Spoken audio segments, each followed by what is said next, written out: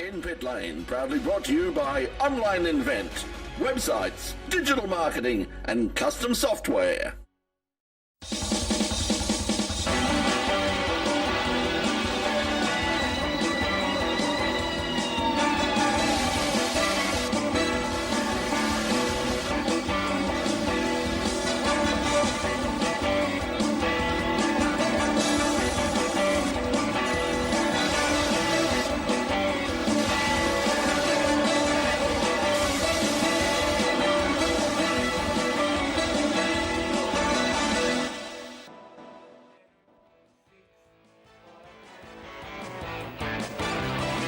Hello everybody and welcome to another edition of In Pit Lane here on Channel 31 and on the In Pit Lane YouTube channel. Coming up a little bit later on in the program, our special guest tonight, as you saw on the wide shot, we've got a full desk tonight, a full complement, and joining us, well, we'll introduce Doc in just a moment. I don't need to introduce, do you? You know who Doc is, but we'll be introducing very soon our special guest, who is Todd Hobson, and he's a young Victorian sprint car driver who is about to take off pretty much, sort of sometime next week or so. He's going to jump on a plane, head over to the United States, and then he's going to race wingless sprint cars in not just in America, but in a very specific part of America, and we'll tell you about that a little bit later on in the program. But Doc, welcome back. Thanks for having me back, Brett. I see you've just rubbed the genie and got the magic happening, and that trophy would have gone down the hill climb down there a couple of weeks ago in Gippsland to a well-deserved winner. It was, yes. So welcome back, and I'm getting the wind up already. It's obviously a packed program tonight. At least I hope it's a packed program tonight. Let's find out. This will be as much of a mystery to me as it is to you. This is the In Pit Lane Motorsport News.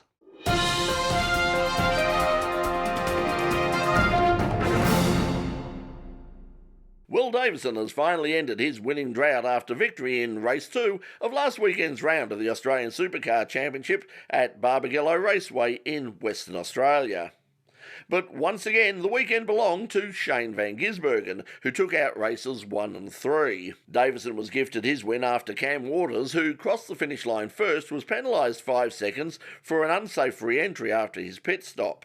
The win gave the Dick Johnson racing driver his first victory for over 6 years. Waters' penalty also moved Anton Di Pasquale into second place for a DJR 1-2, with Andre Heimgartner taking the final podium position. The race was red flagged for about 40 minutes after a huge crash involving Scott Pye. Pye came together with Jack LeBrock on the main straight at over 175 kilometres per hour. His car was written off, but thankfully Pye was unhurt. In Saturday night's first race, Van Gisbergen chased down Di Pasquale to score his first win in Perth and Holden's 600th win in the Australian Touring Car Championship. Di Pasquale, who did everything he could to hold off Van Gisbergen late in the race, finished second ahead of fellow Ford driver Cam Waters. Van Gisbergen rounded out his weekend with a win in the final race of the weekend to deny James Courtney his first race win in 6 years. Van Gisbergen passed Courtney with only 6 laps remaining to relegate his fellow Kiwi to second place. Davison was third. The result now means Van Gisbergen's extended his championship lead to 164 points over Di Pasquale as the series moves on to the next round here at Winton on election weekend. Vote early, vote often. In other races at Wanneroo, Matthew Payne and Tyler Everingham both shared wins in Super 2, with Payne coming out on top for the weekend. Kai Allen won both races in Super 3. And Ben Walsh and Aaron Borg left the West with equal points after 3 Super Ute races over the course of the weekend. Pato O'Ward has returned to the winners list in IndyCar after a great late race overtake on Ryan VK. VK started on pole and led for most of the race, but a brave move on cold tyres after a pit stop gave the lead to the champion. NASCAR star Jimmy Johnson's tough initiation into the world of open-wheel road racing continued after making contact with Elio Castro Neves.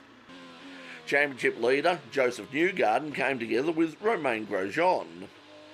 VK and Pato O'Ward made their final pit stops, and it was here that Pato O'Ward pulled off the pass of the race to take VK for the victory. Colton Herter and Scott McLaughlin made contact. Herter spun, but Scotty kept going to pick up more valuable points with a 5th place finish. Grosjean's tough race wasn't quite finished after he and Graham Rahal came together. Up front, O'Ward took command and went on for a comfortable win over Alex Palou, who also passed VK late in the race. A hard-charging Will Power, who started from the rear of the grid, finished fourth.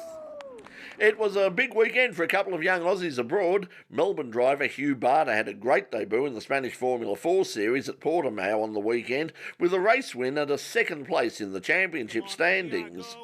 Barter got the benefit of a stalled car from pole sitter Nikola Soloff to jump into second place early before passing Timoteu Kaczusek for the early lead. Kaczusek retook the lead mid-race but ran wide to allow both Barter and tyre driver to centre pole in Thrap Huvasek through for first and second. Despite pressure from the tyre driver, whose name I will not attempt to say again, Barter hung on for a great win. Meanwhile, another Aussie, Christian Mansell, claimed a top-step podium in the European Formula Open Series. Starting from P3rd, Mansell worked his way into first place at the expense of pole sitter Oliver Goethe. The Western Australian driver was never really challenged, taking a comfortable win. Fellow Aussie Alex Peroni had a solid return to European Open wheel racing with a sixth-place finish. It was an emotional first win of the year to Paco Bagnaia, who held out Fabio Quartararo for another MotoGP thriller.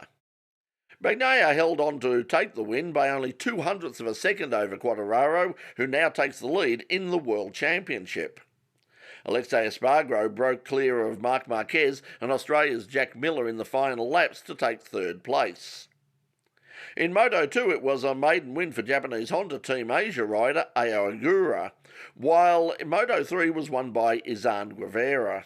US funny car legend John Force has picked up back-to-back wins at ZMAC Dragway when the 16-time champion defeated Robert Hight, Ron Capps and Mike McIntyre in the final.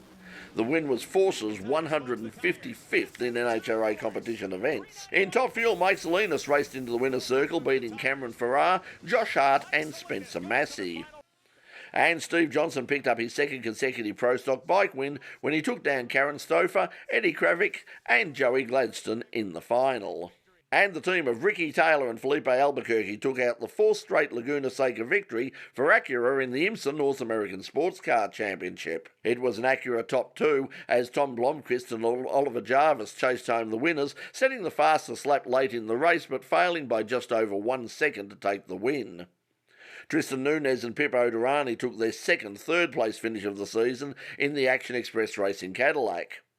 Aussie driver Matt Campbell had a good weekend, winning the GTD Pro class in his Porsche alongside teammate Matteo Giamone. And the weekend has seen the return of the DTM with a race at Algarve in Portugal. Mercedes driver Lucas Auer won the opening race of the season after a safety car restart late in the race. Auer won the race after early leader Lamborghini driver Mirko Bortolotti made a slow restart. Race 2 saw a win for Audi as Nico Muller claimed victory. Starting from pole position, the Team Rosberg driver led all the way to take the win from Felipe Fraga and Bortolotti. And Reuters are reporting that Audi and Porsche have confirmed their intentions to join Formula One. It's believed Audi will make a takeover bid for McLaren's sports car operation, while Porsche is rumoured to be looking for a partnership with Red Bull. Just what this means, if anything, to the company's announced Le Mans sports car plans for 2023 and beyond is not yet known. And that, my friends, is the In-Pit Lane news for Tuesday, May the 3rd, 2022. We'll dig up some more stuff for you next week. And we'll have more news next week. We're going to take a break right now here on the program on Channel 31 and the YouTube channel. But when we come back, we're going to catch up with our special guest. He is Todd Hobson. He's going to be talking about his grand adventure that he's about to head off to in the United States to race wingless sprint cars. That's when In-Pit Lane returns right after this break. Don't go away. We will be right back. So there you can see, if you're watching now on the Facebook or on the In-Pit Lane YouTube channel, you can see our sponsor, Online Event. We just want to say to Online Event, thank you once again for your support. They've done a fabulous job with us in terms of raising our profile. As I've said before over the last few weeks, if you're a race team, if you're a young driver or a business, anybody in the motorsport industry or anybody with a car club or an event coming up, and you want to promote yourself properly and you want to present yourself to the in the best, most professional manner, then you really do need help with all of this online marketing stuff. It's not as straightforward as you might think. You might think, okay, I'll just put up a few things on Twitter, I'll just throw something on Facebook, it'll be fine. That's what I did basically, and to be brutally honest, it wasn't a huge success. Online Invent came on board and said, look, we'll help you out and we'll do a few things for you. We'll run a bit of a campaign for you. It's been enormously successful. So thank you to Roy and everybody at Online Invent. If you would like to find out more about it, go to their website, onlineinvent.com.au, and you can find out all about the services they have. As you can see, they also design websites, they do social, digital marketing, all sorts of services. Go and see them at Online Invent. And once again, we thank Online Invent for the support of In Pit Lane, RMITV and community television here in Victoria. Take it from us, he's gone from a C-grade celebrity to a B-grade celebrity. Well, no, I haven't gone that far. Probably a C+. C+? A C+, Aiming yes. for a B-. There, well, B- would be nice. Yes, it would be more than I ever got a dandy tech. I can tell you. You'd be on reserve for the B1 and B2. I just got F. I got. Don't come back next week. Oh, that's what I got. Oh, yes. You've been coming back here for 26 years. Oh, thank you for reminding me. Happy birthday to us. This is officially our 26 years starts tonight. Yes. I forgot all about it. So there you go. Remiss of me. I've had so many birthdays, both personally and Happy birthday. Thank you very much. Thanks for joining for the birthday party. Yes. I'll take that as a compliment, yeah. There, so it is our 26. We've started our 26 year. Cue music tonight. and dances, please. Happy birthday to you. Happy birthday to us. Happy birthday to us. Hip hip hooray! No, let's not go that far. Yeah, not okay, we can't afford hip hip hooray. We certainly can't afford champagne Pete when we're ready. Welcome back to In Pit Lane. Well, coming up, we've just come out of the summer and we're heading into the winter, and everything gets a bit quiet here in Melbourne, in particular, in terms of motor racing. Obviously, over the summer, I mean, we've got an excellent season of motorsport. We've got the Speedway has been happening, the drags out at Heathcote Park and some other places. But speaking of Speedway, our guest tonight, he's not just going to hibernate over the winter. Oh no, he's just going to jump on a big bird and he's going to head across to the United States of America, the spiritual home of all things Speedway, to race wingless sprint cars, and not just all over America, but in a very specific place. Please welcome to the program our special guest, Todd Hobson. Todd, welcome to In Pit Lane. Pleasure to be here. Now let's jump to the chase straight away. What exactly are you doing, and where are you going? All right, so currently I race wing 360 sprint cars here, but essentially we have the 410 cubic inch aluminium motors, 900 horsepower, but they have wings here. In the States, they pretty much strip the wings off.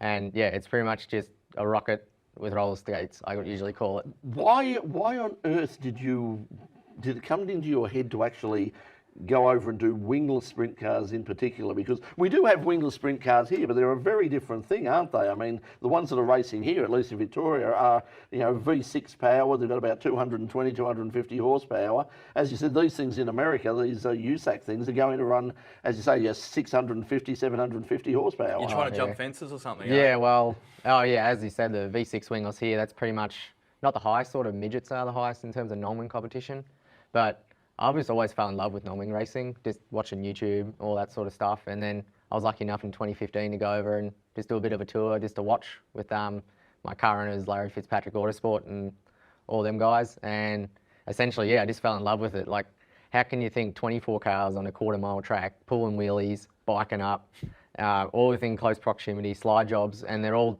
racing? Like, it's not like a stunt show. It's pretty much a stunt show, but it's a race. Well, you got the lingo set of what I was saying of things, and it sounds like you're going to have a ball of fun.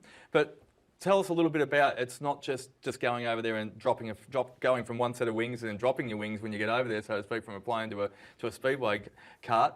It's a dirt track to Indianapolis. Tell us a little bit more about your long-term goals. So long-term, I do want to get to that top end of USAC, which is United States Auto Club. Pretty much a lot would know in this show, the vintage sort of deal in the 60s and 70s, USAC sanctioned the Indy 500. So pretty much it's just the legacy of that, and Silver Crown themselves, which is the dirt and pavement, sort of the big long sprint cars that do 100 laps. They're the, what do you call it? Sort of the predecessors that's the word. What we saw. The predecessors of the IndyCar. So they're one of my big goals to do, but yeah, run that USAC 410s is sort of my start now.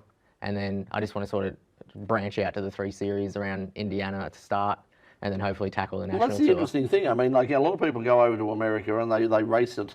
You know, they might follow the World of Outlaws. They go to Knoxville or somewhere like that. I mean, that's obviously a huge sprint car, the World of Outlaws and all the rest of it. But you're specifically concentrating on races within one state, basically, which is Indiana. Why Indiana? And tell us about, there's no shortage of tracks and no shortage of racing there, is there? That's exactly the reason. Like here, example, like I'm lucky this weekend, we only have 40 minutes at the local Noah Raceway, but pretty much every race I've done this year has been 3 hours plus. So, but in Indianapolis, within they're about an hour, is the max you'd travel for 5 or 6 racetracks. And these aren't just local tracks, they're the best in the world. That's like the hotbed for nomming sprint car racing. It's a big goal, a big dream. It's fantastic, but it goes back a few years as well though too. I was watching a little bit about you and some of the background stuff you've done. Go back before 2015, and I saw some of your comments that you've put in social media. You said that you fear regret. Tell us a little bit about that. Well, like probably everyone at the end of the day, you don't want to sit on your deathbed and think, wow, I wish I did that opportunity. So I sort of obviously fell in love with these watching YouTube from about 2012. I watched the Indiana Sprint Week, which is the absolute pinnacle of nomming racing. It's like the Knoxville Nationals, the Grand Annual Classic, Bathurst. That's like the top of the tree. So I just wanted to really set my mind sort of probably from 2012 to 2015. I sort of was a bit on the wing side, but then I sort of wanted to go to non-wing racing when I went in 2015. And I'm sort of that type of person. Once I set a goal, I have to do it because I just have to follow through and because I don't want any regrets. Now, how old are you? I mean, this is not this is not the rantings of a disgruntled middle-aged man having a midlife crisis like myself. I mean, you're still only young. Yeah, I'm only 23, so 24 in a couple months. In a month, or a couple of days actually. I just realised I'm getting older myself. But yeah, no, I'm 23. Just really trying to fill up that void. This is pretty much 100% laser focused what I've been doing. Now, who you be running with in the United States in Indiana? As I sent you the information, I'm driving for a team called Tyler Sturgeon Racing. So he's just a team based in Pittsburgh, Indiana.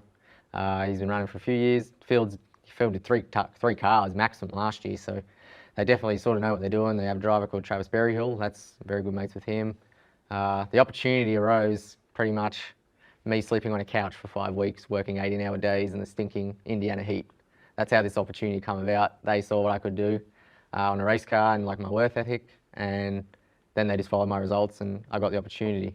But also, as I mentioned, Indiana Sprint Week, hopefully I might be running for the Australian team that I run here, Larry Fitzpatrick Autosport, for the 7-week grueling schedule there in the 2V. A little bit more about you though. Obviously, I think you're your biggest self-critic.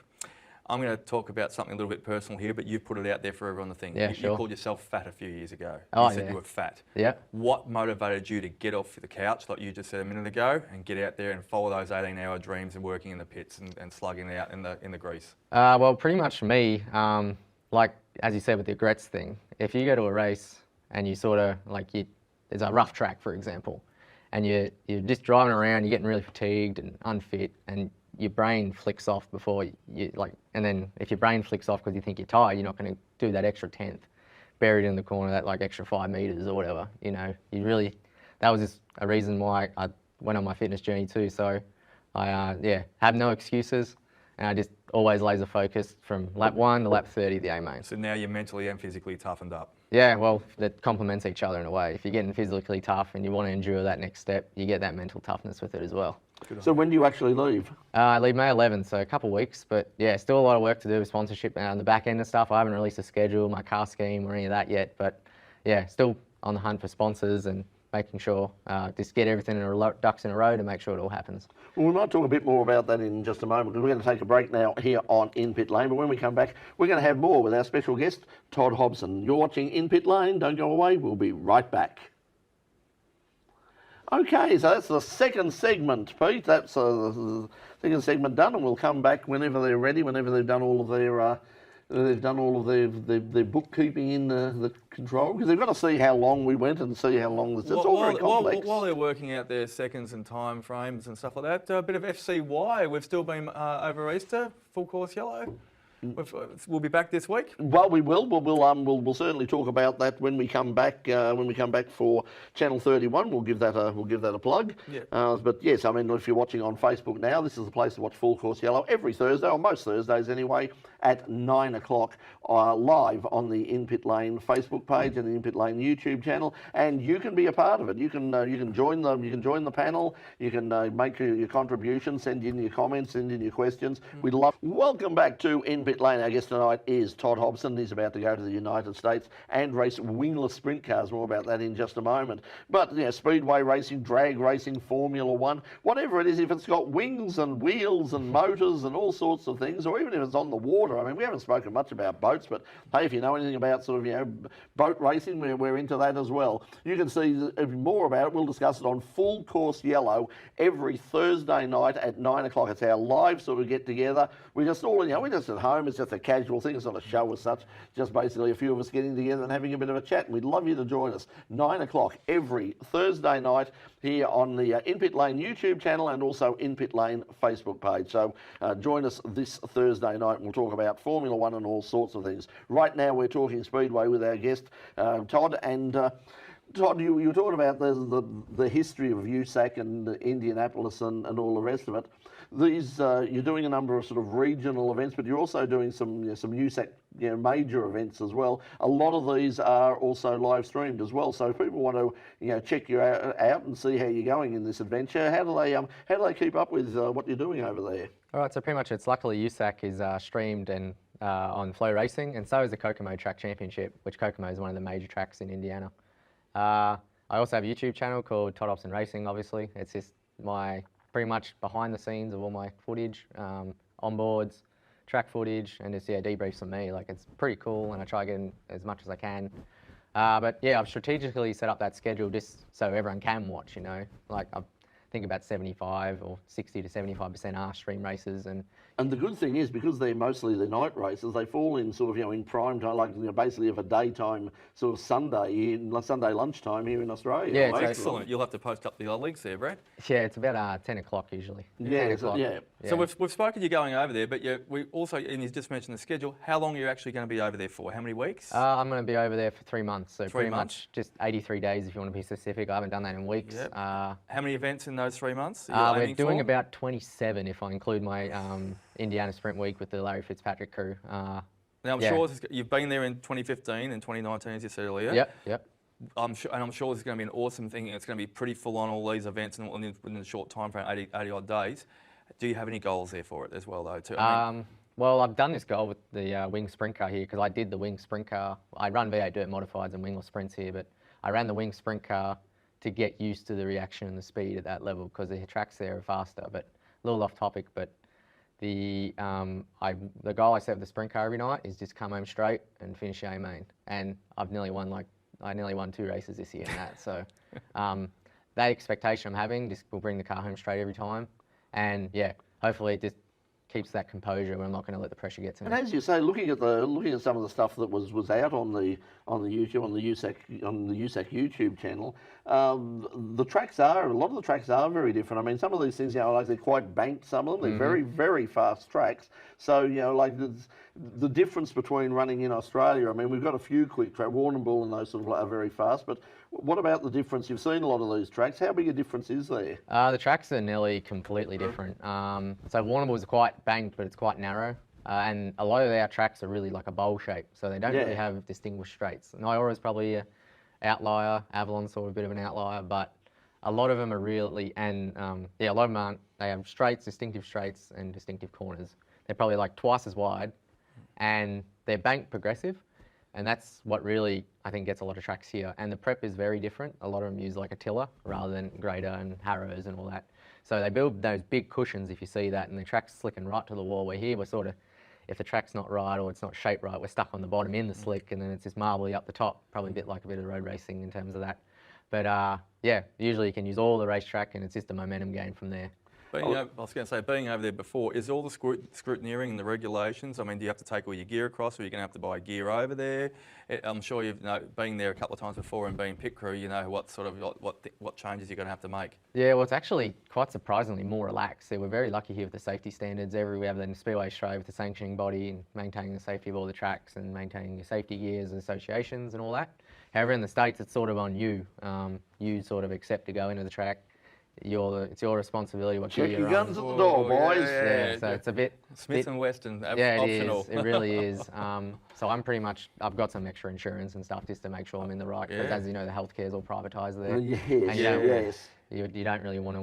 you got to pay 10 times more for a Band-Aid. Yeah, exactly right, yeah. So I've sort of sorted that out and going from there. The interesting thing is, in putting this together, I mean, I said, and I'll say, I don't want to embarrass you, but I'll blow some sunshine up your skirt for a second. Like before we have, the reason that Todd's on tonight is because, he was proactive. He contacted me and said, hey, look, I've got this story that, you might be interested in. And I thought, I looked at it and said, fantastic. And that's great when people are proactive and they do get in touch with you. But I also said, can you send us some information? And you sent us your proposal you'd set up. And it was one of the most professional packages I've seen anywhere in terms of, and that includes a lot of, top supercar teams and all the rest of it. Is that something you've picked up yourself, or do you have someone helping you with that? How did all that happen? Because it is a very professional sort of marketing package. Yeah, I've had a few people help me out with it from back in the day. Isaac Roos, Andy Rogers, they helped me out a bit from Roos Bros when they brought Brad Sweet out. They showed me a bit of what they did. I just sort of taught myself most of it. Like,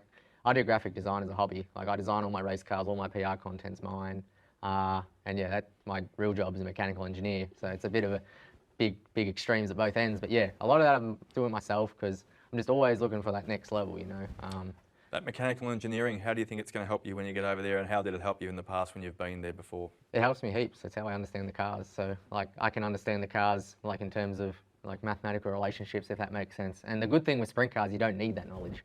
That's why I keep coming back. Like, you can just do something one night and you just doesn't work, like nothing. Yeah. And it's just, that's the fun of the challenge. And you've got to reset it. Yeah, exactly. And so of course, Australian drivers, like whether it's Speedway or anything else, are famous for the fact that they do understand the cars better and can get their hands dirty and all that. And we've heard that with going into even things like Formula One and all that, where it's like the European drivers and some of the American drivers will just get up and say, I don't know what's wrong with it, get up, fix the car, and they walk away. Whereas you're going to be able to give the team feedback, which will not just help you, but also their other couple of cars as well, possibly. Yeah, exactly. So when we're there, we'll just be running Travis, Berryhill and myself, I think at this stage, as far as I know, but I'm getting right amongst the cars, getting into them, fixing them when they need be, both cars. And also Wingo Brothers will probably chip in there, that's where I'm staying. So they're all kept in the same shop. There's 3 teams in the one shop. So whereabouts are you based quickly? Pittsburgh, Indiana is where we'll be. Yeah, okay, well, look, good luck with it. I mean, it's a great adventure. And as I said, it really sort of inspires you to have a look and say, you think, I wish I'd have done something like that myself when I was a kid. But you're doing it now. You're grabbing it with both hands. Good luck. We'll certainly keep up with to date with what you're doing, and hopefully, perhaps you can join us sometimes on Full Course Yellow over the break, and we'll catch up with you live over there. But for now, Todd Hobson, thanks for joining us in Pit Lane. Thank you very much. And thank you to you at home for watching us. Next week on the program, we're going to, I don't know what we're going to do next week on the program, but it'll be wonderful, I can assure you. Hopefully we'll have a band in. Hopefully we'll have a full crew. Hopefully I'll be here. Hopefully Doc will be here. Todd's still in the country. He might end up hosting the program next week. Who knows? Let's find out. But until then, no music, unless you want to hear me sing, and you probably don't want to do that. So we'll see you next week from all of us here at Channel 31's in Pit Lane. Until next week, bye for now.